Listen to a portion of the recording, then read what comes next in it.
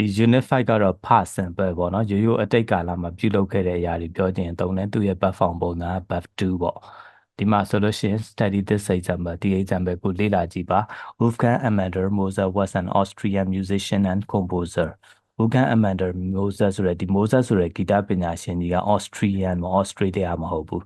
အဲ့နိုင်ငံသား musician ဂီတပညာရှင်နဲ့ composer တေးဆရာဖြစ်တယ် he lived from 1756 to 1791သူက1956ခုနှစ်ကနေပြီးတော့1991ခုနှစ်အထိရှင်သန်နေထိုင်ခဲ့တယ် He started composing at the age of 5 and wrote more than 600 pieces of music သူကအသက်9နှစ်အရွယ်တည်းကစတင်ပြီးတော့တခြင်းတွေစီကုံရေးသားတာတွေပြုလုပ်ခဲ့တယ်ဒီတခြင်းနဲ့ပတ်သက်တာတွေပေါ့နော်စုစုပေါင်း600ကျော်ကိုရေးခဲ့တယ်တော့ဒီ music ဆိုတဲ့စကားလုံးက uncountable noun ဖြစ်တဲ့အတွက် uncountable noun တွေကိုရေးတွက်တဲ့အခါမှာဒီမှာ pieces of music လို့သုံးထားတယ်ဒါကလည်းသူ uncountable noun တွေအကြောင်းသင်တဲ့ unit ကြရင်ဒါတွေပြန်တွေ့ရမှာပေါ့နော်He was only 35 years old သူကအသက်35နှစ်ပဲရှိသေးတယ် when he died သူသေဆုံးတဲ့အခါမှာတော့အသက်35နှစ်ပဲရှိသေးတယ်အဲ့တော့အတိတ်ကာလကသူ့ရဲ့မိုးဆက်အကြောင်းပြန်ပြောတာဖြစ်တဲ့အတွက်အကုန်လုံးဒီ past tense နဲ့ရေးထားတယ် verb to form ကြီးပဲပေါ့ဒီထဲမှာသုံးထားတဲ့ live to study to wrote to was to die တို့အကုန်လုံးဒီ past simple verb to form တွေကြီးပဲသုံးထားတာဖြစ်ပါတယ်session B မှာဆိုလို့ရှိရင်တော့ very often the past simple and in ed မကြာခဏဆိုသလိုပဲ past simple က ed နဲ့ပဲစုံလေးရှိတယ်သူ regular verb တွေအကြောင်းပြောရတာပေါ့နော် ed နဲ့စုံတဲ့ regular verb တွေကိုပဲဒီမှာအဓိကပြောပြချင်တာပေါ့ I work in a travel agency now ကျွန်တော်အခုတော့ travel agency ခီးသွွား agency တခုမှာအလုပ်လုပ်တယ် before that အဲ့ဒါမတိုင်ခင်မှာတော့ I work in a department store department store ဆိုတာကုန်တိုက်ကြီးတွေကိုပြောတာအဲ့ဒါမတိုင်ခင်မှာတော့ကျွန်တော်ကုန်တိုက်တွေမှာလုပ်ခဲ့တယ်They invited us to their party, but we decided not to go. သူတို့ကကျွန်တော်တို့ကိုသူတို့ရဲ့ပါတီပွဲကိုဖိတ်ခဲ့တယ်ဒါပေမဲ့ကျွန်တော်တို့ကမသွားဖို့ဆုံးဖြတ်ခဲ့တယ် The police told me on my way home last night မနေ့ညကအိမ်ပြန်တဲ့ခရီးမှာရဲတွေကကျွန်တော်ကိုတားခဲ့တယ်ပေါ့ Laura passes her exam because she's very very hard. Laura ကဆောင်းမွေးပဲအောင်ခဲ့တယ်ဘာကြောင့်လဲဆိုတော့သူမကအရန်ကြိုးစားလို့ပေါ့for spelling အတွက်ဆိုလို့ရှိရင်တော့ stop က PPED ဖြစ်တယ်ပေါ့နော် study ဆိုလို့ရှိရင်လည်းy ကိုဖြုတ် IED ပေါင်းတယ်ပေါ့နော်အဲ့ဒါတွေက appendix မှာလည်းကြည်နိုင်တယ်တဲ့ဒါတွေကလည်းရှေ့ unit တွေမှာလည်းတွေ့ပြီးသားဖြစ်တယ်လို့ပြီးတော့ intermediate level လောက်မှာတော့ဒီစလုံးပေါင်းတွေကရလောက်မယ်လို့ယူဆရတယ်ပေါ့နော် but many verb are irregular ဒါပေမဲ့များသောအားဖြင့် verb အများစုကတော့ irregular ဖြစ်တယ် right ဆိုရင် wrote ဖြစ်တယ်ပုံသဏ္ဍာန်မှန်မှန်ဟုတ်ပေါ့ ed ပေါင်းတဲ့ဟာတွေမဟုတ် c ဆိုရင် saw ဖြစ်တယ် go ဆိုရင် one shed ဆိုရင် shed ပဲတော့အဲ့လိုမျိုးတွေပုံသဏ္ဍာန်မှန်မှန်တဲ့တဲမှာပါတယ်ပေါ့နော် the past simple does not end in ed ဒီဟာတွေကတော့ ed နဲ့မစုံဘူးပေါ့Moses wrote more than 600 pieces of music. Moses ကတေးသချင်းပေါင်း600ကျော်ကိုရေးခဲ့တယ်. We saw Alice in town a few days ago. ပြီးခဲ့တဲ့ရက်အနေငယ်က Alice ကိုမြို့ထဲမှာတွေ့ခဲ့တယ်. I went to the cinema 3 times last week. ပြီးခဲ့တဲ့တစ်ပတ်ကရုပ်ရှင်ကို3ကြိမ်သွားခဲ့တယ်. ရုပ်ရှင်သွားကြည့်ခဲ့တယ်ပေါ့. It was cold so I shut the window. အေးနေခဲ့တဲ့အတွက်ပတင်းပေါက်ကိုပိတ်ခဲ့တယ်ပေါ့ဒီမှာသုံးခဲ့တဲ့ shut ဆိုတာလည်း verb to form လည်း shut ပဲ verb 1လည်း shut ပဲပေါ့နော်တချို့ irregular verb တွေကတော့ဒီလိုမျိုးပုံသဏ္ဍာန်မချိန်ရတာလည်းရှိတယ်လုံးဝချိန်သွားတာလည်းရှိတယ် regular verb တွေဆိုရင်တော့ ed ပဲချိန်နေပေါ့နော်ဒီ session B မှာကျတော့ regular နဲ့ irregular ကိုပဲတည်တံ့ပြောထားတာဖြစ်ပါတယ်Session C မှာကျတော့ in question and negative sentences မေခွန်းနဲ့ negative sentence တွေမှာဆိုလို့ရှိရင်လည်း we use did and didn't ကိုသုံးမယ်သူ့နောက်မှာ infinitive verb form လိုက်မယ်ပေါ့ဒါရိုးရိုး past tense နဲ့ရေးတာဒါ I enjoy ဆိုလို့ရှိရင်ဒီမှာ did you enjoy ဖြစ်သွားမယ် she saw ဆိုလို့ရှိရင် did she see ဒါကတော့သူ့ရဲ့ verb form လေးကို did နဲ့မေခွန်းလုပ်ပြတာပေါ့နော် negative လုပ်မယ်ဆိုလို့ရှိရင် didn't လိုက်မယ်သူ့နောက်မှာ infinitive form ပဲလိုက်မယ် I didn't enjoy she didn't see they didn't go ပေါ့နော်ဒါမျိုးလေးတွေဖြစ်သွားမယ်လှည့်ပတ်ပြီးကြိုက်လို့တော့တွဲလို့ရတယ် they didn't enjoy လည်းရတာပေါ့ I enjoyed the party a lot ငါပါတီပွဲမှာတော်တော်ပျော်ခဲ့တယ် did you enjoy it မင်းကပျော်ခဲ့လားပေါ့ How many people did they invite to the wedding မင်္ဂလာဆောင်ကိုသူတို့လူပဲနှစ်ယောက်ကိုဖိတ်ခဲ့လဲI didn't buy anything because I didn't have any money ပတ်စံလုံးဝမရှိတဲ့အတွက်ကျွန်တော်ဘာမှမဝယ်ခဲ့ဘူး Did you go out အပြင်ထွက်ခဲ့လား No I didn't မသွားခဲ့ဘူးပေါ့အဲ့တော့ဒီမှာဆိုလို့ရှိရင် question တွေရော negative sentence တွေရောသူကလုပ်ပြရတယ်ပေါ့နော် question နဲ့ negative sentence လုံးဝဆိုလို့ရှိရင် did နဲ့ didn't ကိုသုံးမယ်ဒါပေမဲ့တစ်ခါတရံမှာတော့ do is the main verb do ကို main verb အနေနဲ့သုံးထားတယ်ပေါ့ဝါကြတွေမှာ What did you do at the weekend ပိတ်ရအားလည်းရတော့ငါဘာလုပ်ခဲ့လဲအဲ့တော့ဒီ do ဒီ main verb အနေနဲ့ဘာလုပ်ခဲ့လဲဆိုတော့ပြောတာပေါ့နော် I didn't do anything ဘာမှမလုပ်ခဲ့ဘူးဒါဒီ main verb အနေနဲ့သုံးတာဒီရှေ့က didn't ဒီအခုကရိယာအနေနဲ့သုံးတာပေါ့ပြီးတော့ session D မှာကျတော့ verb to be ရဲ့ past tense form ကိုပြောထားတာပေါ့နော် verb to be က am is are was were be been being အဲ့တော့ am is are ဒီ present ဖြစ်တယ် present ဖြစ်တယ်ဒီ was were ကျတော့ past tense ပေါ့ verb to form ဖြစ်တယ်တဲ့ he she is ဆိုလို့ရှိရင် was wasn't ကိုသုံးမယ် we you they ဆိုလို့ရှိရင် were were not ပေါ့ once ပေါ့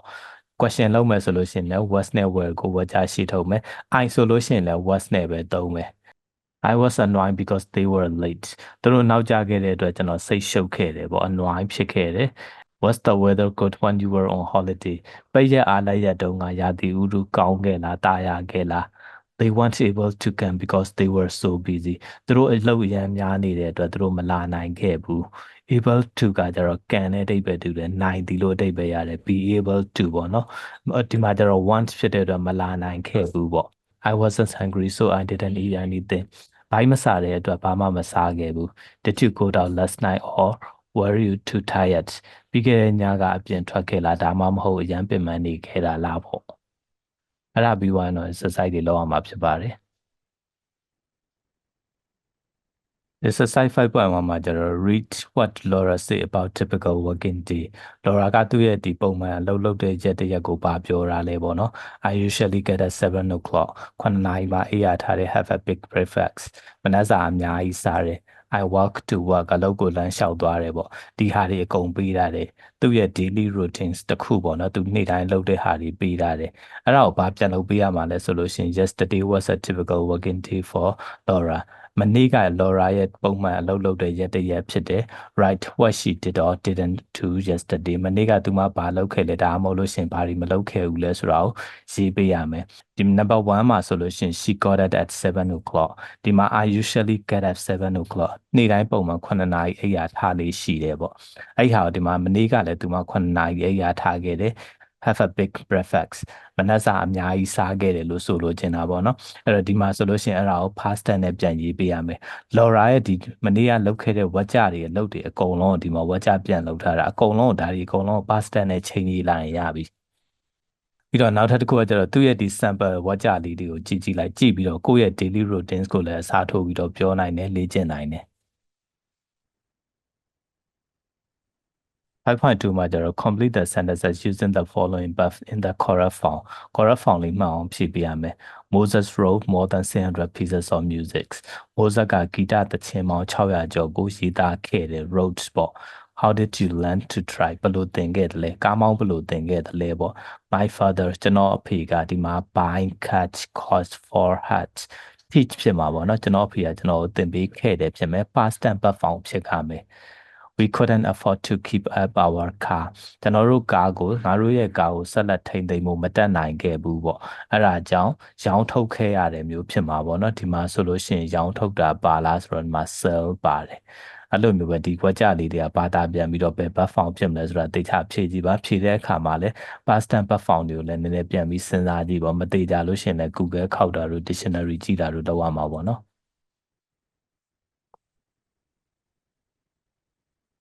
ဒီ 5.3 မှာကျတော့ UX Jane about his holiday in the US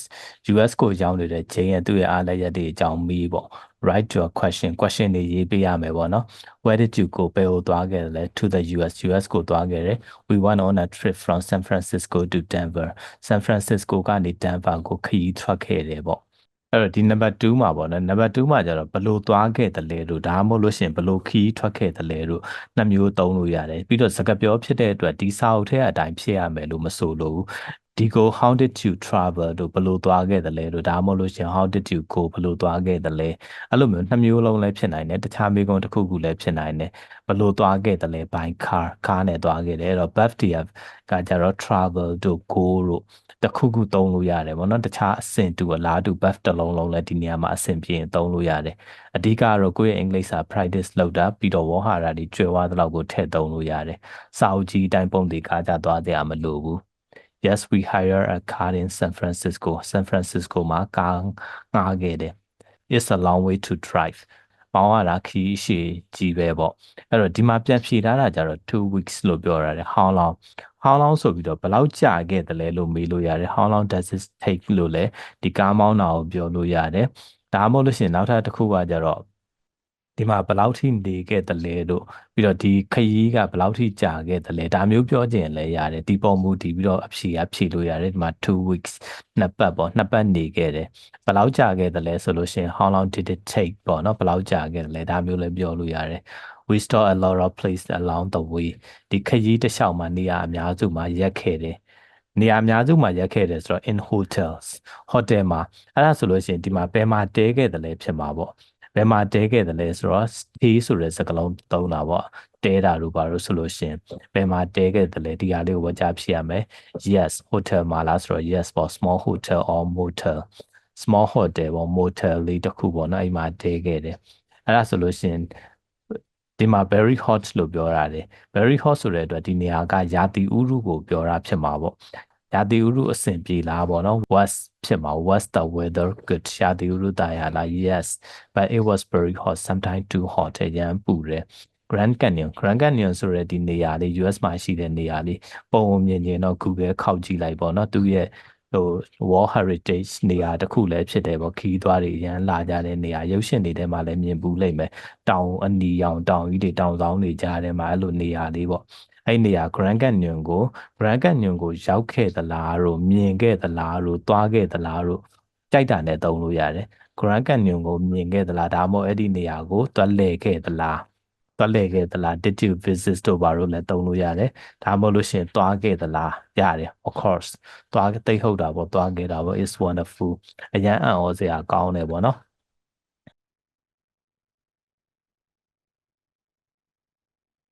5.4မှာကျတော့ complete the sentences ပေါ်ကြရီပြည့်အောင်ဖြည့်ပေးရမယ် both the verb in the correct form မှအောင်ဖြည့်ရမယ် positive တို့မဟုတ် negative တွေပေါ့ it was warm ရာသီဥတုနေတယ် so I take off my coat ဒါကြောင့်ကုတ်ရင်းကြီးကိုချွတ်လိုက်တယ် the film wasn't very good ဒီရုပ်ရှင်ကားကအရန်ကြီးမကောင်းဘူး I didn't enjoy it much အရန်မကြိုက်ခဲ့ဘူးပေါ့ I knew Sarah was busy Sarah ကအလုပ်များနေတာကိုကျွန်တော်သိတယ် so ဒါကြောင့်ကျွန်တော်သူမကို disturb ကနှောက်ယှက်တာအလုံးများနေတာသိတယ်ဒါကြောင့်နှောက်ယှက်မှာလားမနှောက်ယှက်ဘူးလား positive ဖြစ်မလား negative ဖြစ်မလားဒီနေရာမှာရေးပေးရမှာပေါ့နော် negative လုပ်မယ်ဆိုလို့ရှိရင်လည်း didn't ကိုသုံးရမယ် we were very tired ကျွန်တော်တို့ရန်ပင်ပန်းနေခဲ့တယ် so အရန်ပင်ပန်းနေခဲ့တဲ့အတွက်ပါတီပွဲကနေအားလီစောစောထွက်ခွာခဲ့တာလားမထွက်ခွာခဲ့တာလားပေါ့ number 5မှာဆိုလို့ရှိရင် it was her carrying this bag ဒီအိတ်တွေတဲရတာရန်ကိုခက်ခဲတယ်ဒီမှာဆိုလို့ရှိရင်ဒါတွေကအရန်ကိုလေးတယ်ဖြစ်မှာပေါ့နော်they ဆိုတဲ့အတွက်အများကြီးဒီ verb to be ရဲ့အများကြီးဒီ were ဖြစ်မှာပေါ့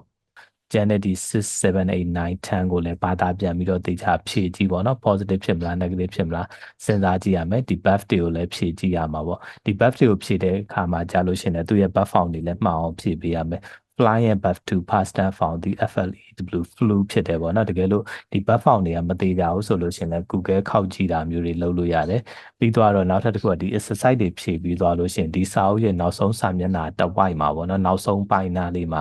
answers တွေရှိတယ်အဖြေတွေရှိတယ်ပြန်တွက်ချက်ကြည့်လို့လည်းရတယ်အဖြေတွေကတော့အတက်နိုင်ဆုံးကိုယ့်ဟာကိုယ်ဖြေကြည့်ပြီးတော့မှပြန်တိုက်တာပို့အဆင်ပြေတယ်ပေါ့နော်အဲ့ဒါဆိုရင်စာလည်းပိုရနိုင်တယ်ပေါ့